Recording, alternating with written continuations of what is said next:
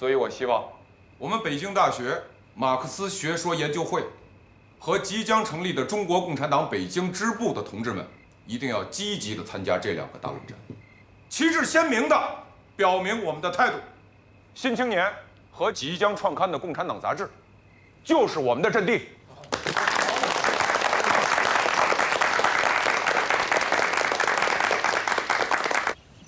建民兄，你此次出国考察，若不是从上海出发，我也必定会想方设法去北京。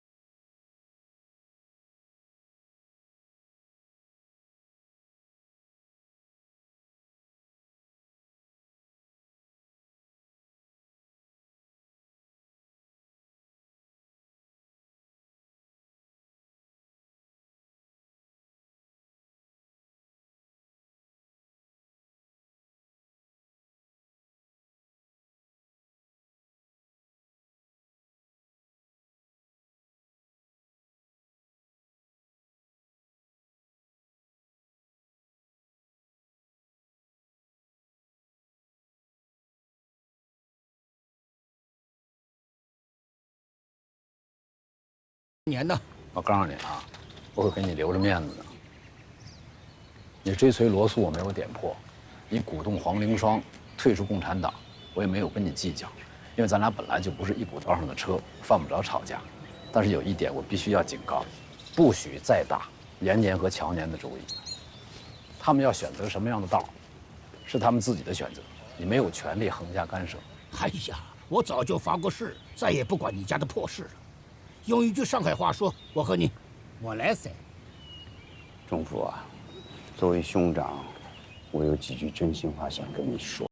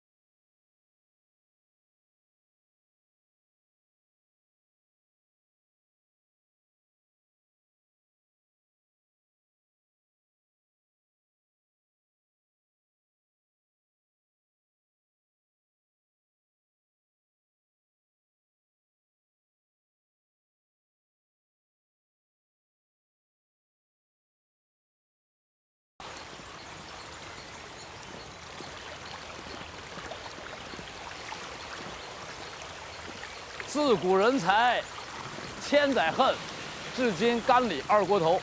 这是我初识世之时说的，世之还记得吗？当然记得了。我来北京第1天，你和蔡先生在学士居请我吃的饭，咱们喝的就是二锅头。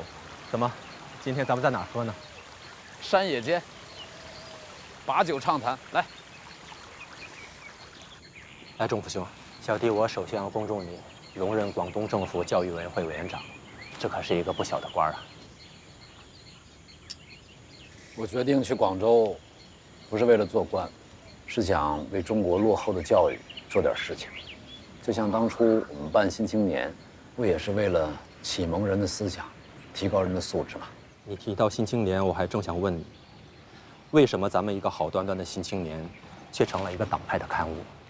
现在的《新青年》还是当初思想启蒙的学术刊物吗？既然聊到这儿了，那我们就意义这件事情。之前呢，我给北京同仁去信征求意见，他们来信说意见都汇总到世之你这儿了。那世之，你就先说说吧。我对新青年的现状很不满意，提出了几个方案供大家进行选择，意见都汇总在了首长那儿。首长，你先说说呗。好，鉴于仲甫兄要去广东任职，世之提出了3个方案。第一个，在北京另外办一个刊物；第二个，把新青年迁到北京，但是要发表一个不谈政治的宣言；第三，停办。这3条意见大家一致的反对，大家最后同意，既然仲甫无暇顾及新青年的编辑，可以把新青年迁至北京，但是迁到北京之后怎么办？大家的分歧很大，无法统一。后来，大多数人还是同意了鲁迅先生的建议，把新青年的决定权交给仲甫，因为新青年毕竟是仲甫办的。世之，我这么说，没错吧？没错，但是我个人并不同意这多数人的意见。我也想问仲甫，你身在广东，新青年以后怎么办？落户什么地方？谁来主持编辑？新青年继续留在上海，由陈望道来主持编辑。同意。我不反对，但是我真的很失望，我也很伤心。世之，今天我们山野间把酒畅谈，有什么话，你直言。我为新青年的分裂而伤心，我为你们的固执而伤心，更为你们的前途而伤心。我们是朋友吧？我无法说服，更不能阻止你们。我现在已经词穷了，我只剩下失望和伤心。世之，我今天把你和首长请到上海来，既是为了新青年，也是想我们能一起交流思想。必须要承认，经过5四运动的洗礼，我们对国家的政治态度产生了重大的分歧。我和首长已经明确无误地选择了马克思主义，希望能够通过俄国10月革命的道路来拯救中国，最终建立一个由人民当家作主的社会主义国家。这是我和首长共同的理想和追求。你们2个人共同的理想和追求，大家都知道。前2天我在北大红楼听到几个同学在传唱一首歌谣：北大红楼2巨人，分传北里与南陈。孤松独秀如传笔，日月双星照古今。但这是他们的看法，而我对你们2个人的信仰不敢苟同。你们说社会主义它能救中国，那为什么社会主义的发源地德国不搞社会主义？俄国革命才多少年，你们凭什么断定它适合中国？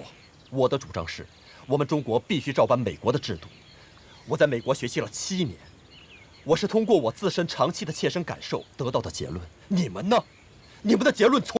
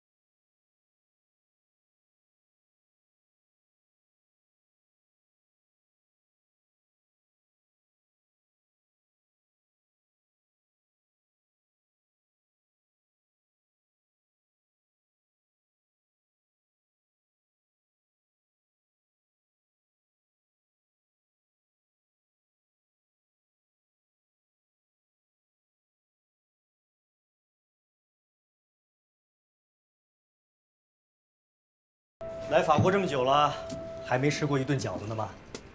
今天让你们尝尝我的手艺。好，好，终于能吃上饺子了。年年，这是仲甫先生寄来的，再三嘱咐我一定要亲手交给你。这已经是第4批了吧？看来我要是不跟着我父亲走，他是不可能撒手的。我可是亲耳听仲甫先生说，乔年、延年要是不信马克思主义，他死也不会瞑目。那就请你回去转告他，请他放心，我们哥俩的信仰。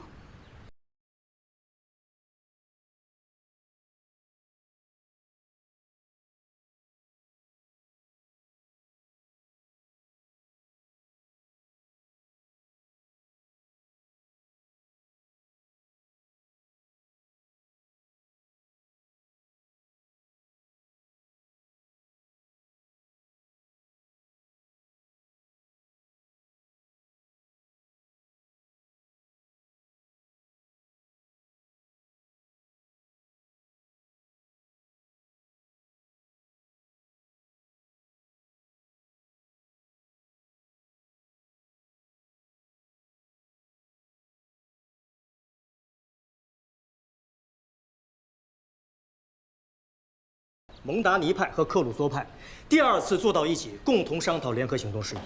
第1次是共同商讨联合抵制北洋政府向法国借款和购买军火的问题。今天是商讨抵制里昂中法大学拒收勤工俭学生入学的问题。这是一个事关我们每个同学命运和前途的问题。下面请赵世炎同学给大家介绍一下情况。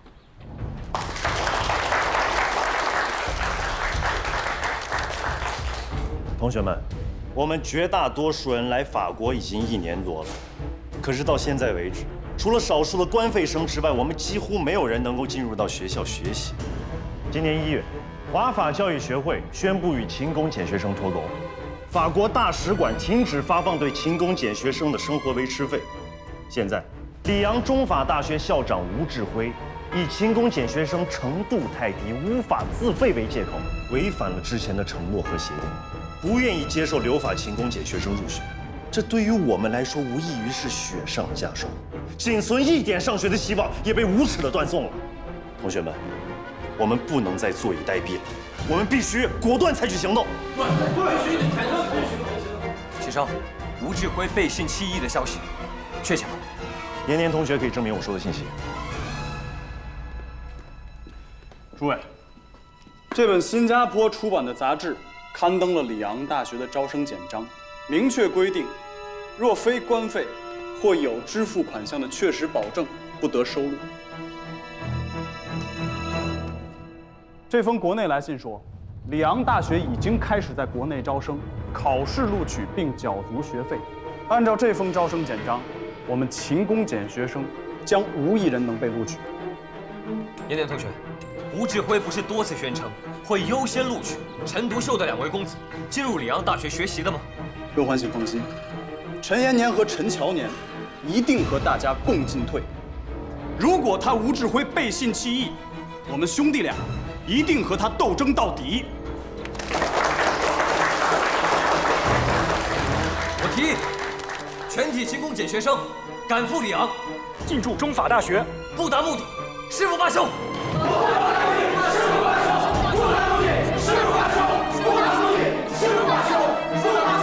大家不要激动，大家先不要激动。这个问题，我们应该更理智的去对待。我建议，咱们先派出学生代表去找吴志辉，直接斗争。好。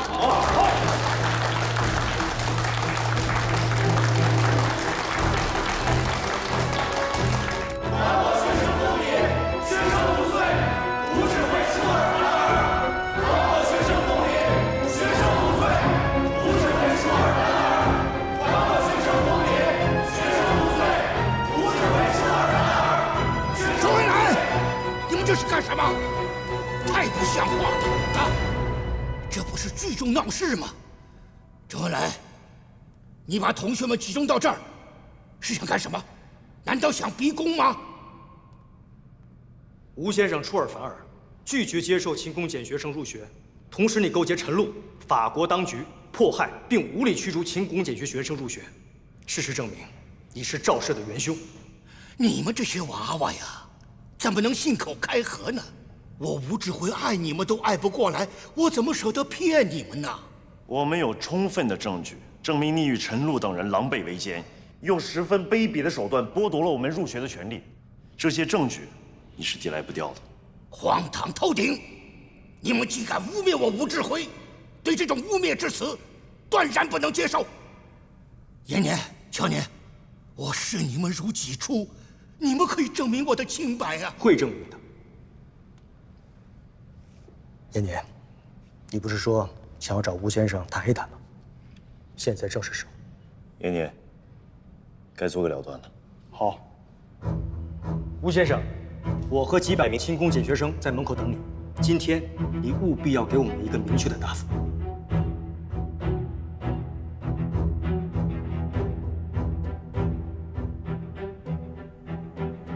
你们先回避一下。你们俩跟我上楼。就在这儿谈。哎，我说，你们两个傻孩子呀！你们怎么能跟这种人混到一起呢？吴志辉先生，我们是来和你决裂的。您欺骗了我们，欺骗了无数跟着你不远万里来到法国勤工俭学的学生。我有我的苦衷。延年，你应该懂得，里昂中法大学不是七流所，更不是大庇天下寒士的广厦万间。不过，我向你们俩保证，我对你们的承诺一定兑现。您也应该懂得我们不会放弃自己做人的信仰，但是我们可以告诉您，我们已经放弃了您教给我们的对无政府主义的信仰。那你们现在信仰什么？我们信仰社会主义的美好理想。糊涂！吴志辉先生，我们脚下的路我们自己会走，就不劳您操心了。我们等您的答复，否则我们绝不后退。吴先生，这是我翻译的国际歌副歌，你有时间看一下。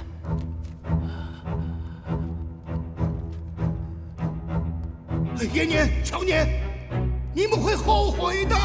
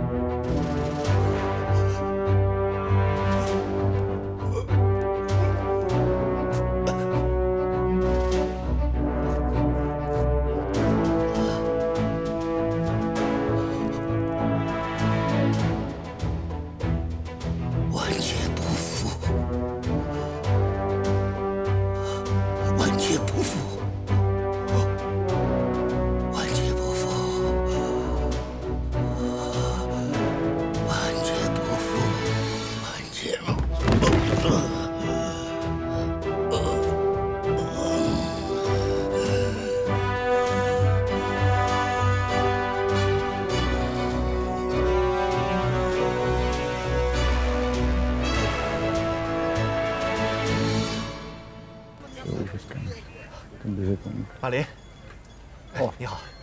Здравствуйте。你好，坐坐坐。哎呀，让二位久等了。没事。Thank you。Спасибо。二位代表，给你们看样东西。这个是陈独秀和李大钊同志的来信，他们在信中表示同意尽快在上海召开中国共产党第1次的全国代表大会，并要求各个小组都派出代表参加。我们目前有8个党的小组，除欧洲组因路途遥远不能前来，其余7个小组都已经确定了参会人选。我们给参会代表寄去了路费，每人100银元。陈独秀同志呢，因为急于筹措大学经费问题，不能到会。李大钊同志呢，也忙于主持北京8所大学的教师所薪问题，不能前来上海了。Если господин Чен и товарищ Ли не смогут участвовать, то какой смысл в нашем собрании? 陈独秀同志虽然不能到会，但整个会议的筹备领导工作都是他来主持的。他给各个代表都写了信，并向大会提出了关于组织和政策的4点意见。包惠僧呢将作为陈独秀同志的代表参加这次大会。Я хочу знать, кто еще будет из товарищей на собрании.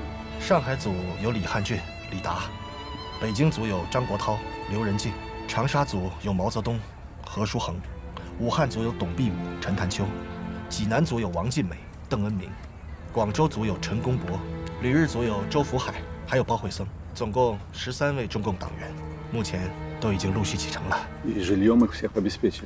这个呢，我们已经安排好了。我们以北京大学暑期旅游团的名义租下了法租界的博文女校，租期1个月，随时可以进驻。李达同志呢，现在正在为代表们入住做准备呢。И жить они будут там же, где собрание будет проходить. 开会的地方要绝对保证安全，究竟在哪里开，我们还在研究。不过，已经有备选方案了。Тогда получается, что все готово. Остается только самое главное.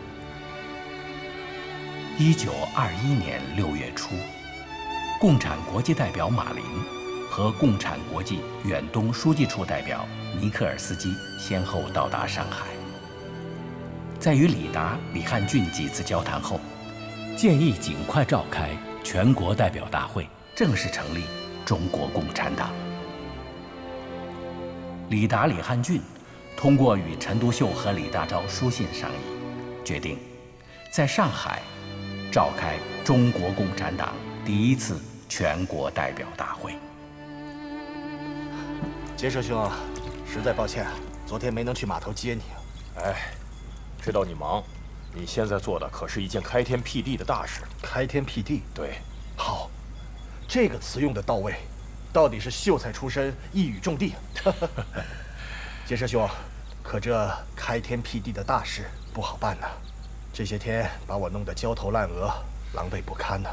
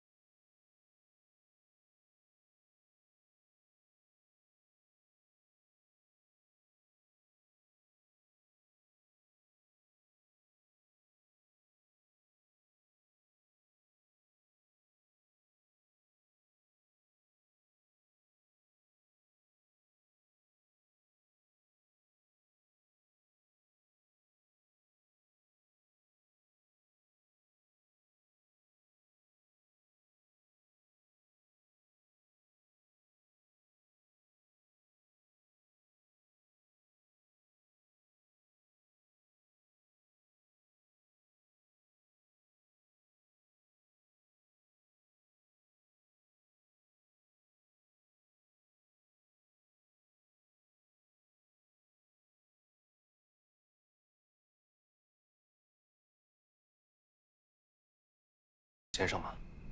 对，我是董必武。你是？先生，您好，我是湖南的毛泽东。新民学会的毛泽东？是。哦，润之，来来来，你先帮我拿下这个。好。哎，今天散步的时候啊，刮了点桃胶，正好用上。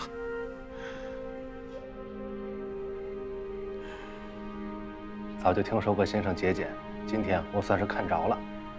节俭惯了，这沾一沾还能用。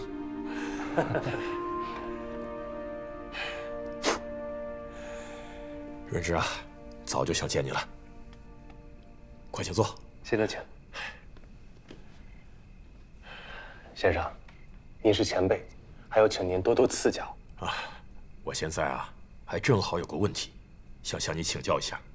我知道先生正在起草党纲和工作计划，有什么我能做的事情，您尽管吩咐。马克思说，共产党是工人阶级的先锋队。你说我们中国共产党符合这个性质吗？我跟几个同志探讨过，莫衷一是。先生，您问我这样的问题，想必已经有心得了。这个问题，我们确实是调查研究。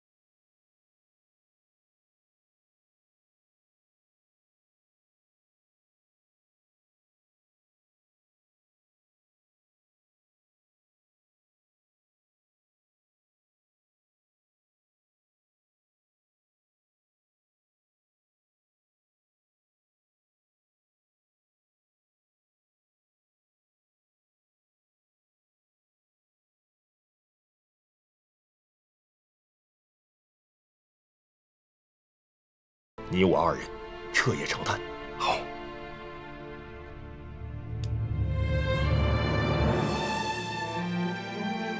先生，我被挑选为去莫斯科学习，特意来向您汇报社会主义青年团的工作。马上就要召开中国共产党第1次全国代表大会了，我们希望能够对团的工作做出更加明确的指示。这次为了能使中国共产党一大顺利召开，我和北京的李大钊同志都做了很多准备工作，包括如何加强社会主义青年团的工作，我们也都做了回复。包惠僧作为我指定的代表，已经跟陈公博一起出发了。这次我相信，一大作为中国共产党正式成立的标志，一定会开得很成功。可惜的是，我在这儿兼着大学预科校长，需要筹款，实在是脱不开身。李大钊同志也因北大事务缠身，不能到会，这是很大的遗憾。先生，虽然您不能到会有些遗憾，但中国共产党的横空出世，必将是个划时代的大事件。我相信。哎，钟信，你不是要去参加筹备中国劳动组合书记部的工作吗？怎么也到广东了？我从上海过来，钟武先生，我给您带来2个东西。哦，什么呀？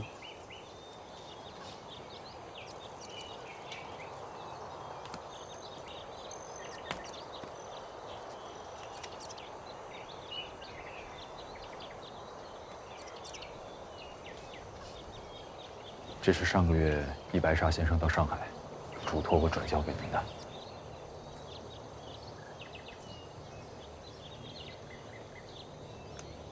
前2天，易白沙先生只身前往北京，刺杀徐世昌、魏广，愤然跳海，自杀了。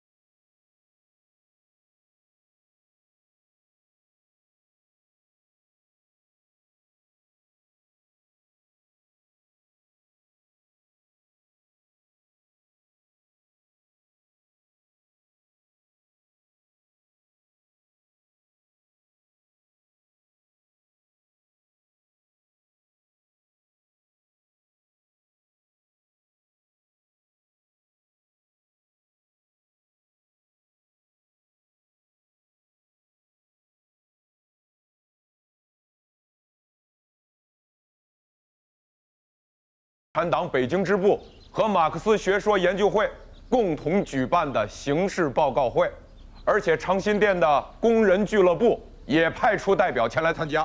让我们以热烈的掌声欢迎他们的到来。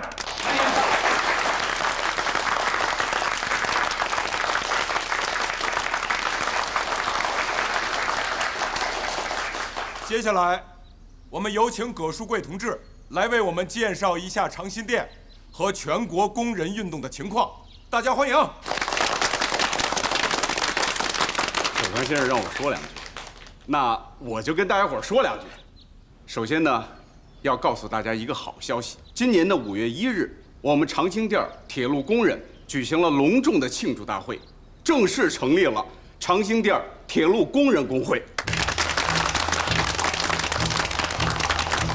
这是共产党领导下的铁路工人的组织，是党发动和领导工人运动的重要的革命团体。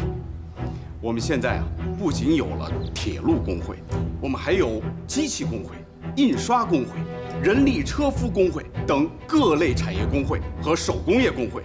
在各类工会的组织和领导下，全国各大城市的工人运动持续高涨，工人阶级的觉悟不断的提高。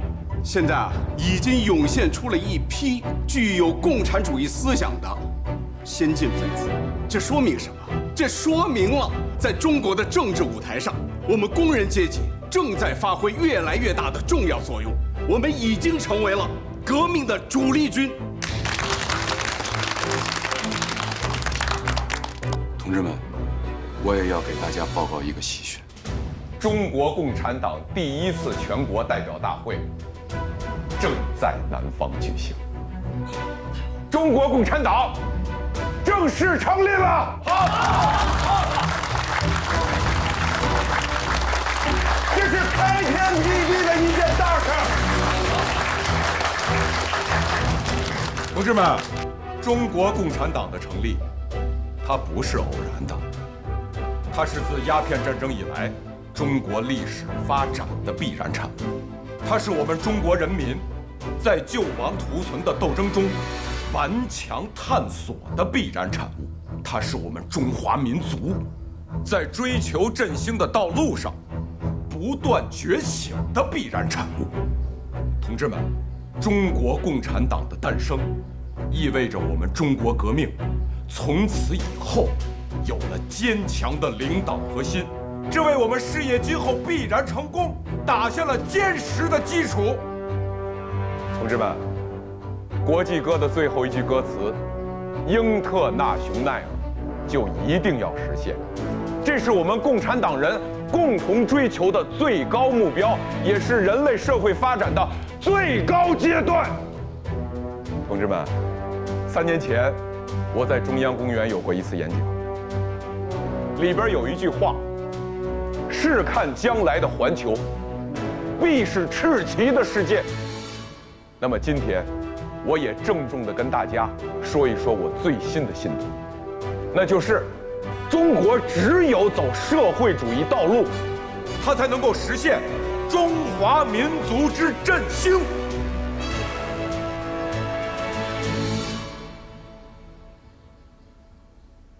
而且我坚信，100年以后的中国，它必会证明我今天的观点：社会主义绝不会辜负中国。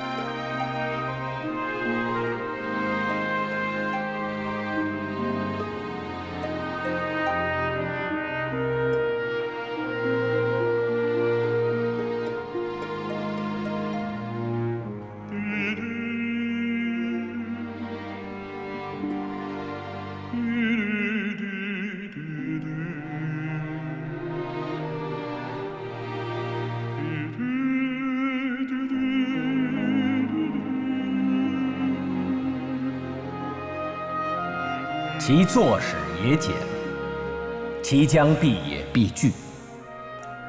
在中华民族内忧外患、社会危机空前深重的背景下，在马克思列宁主义同中国工人运动相结合的进程中，中国共产党诞生了。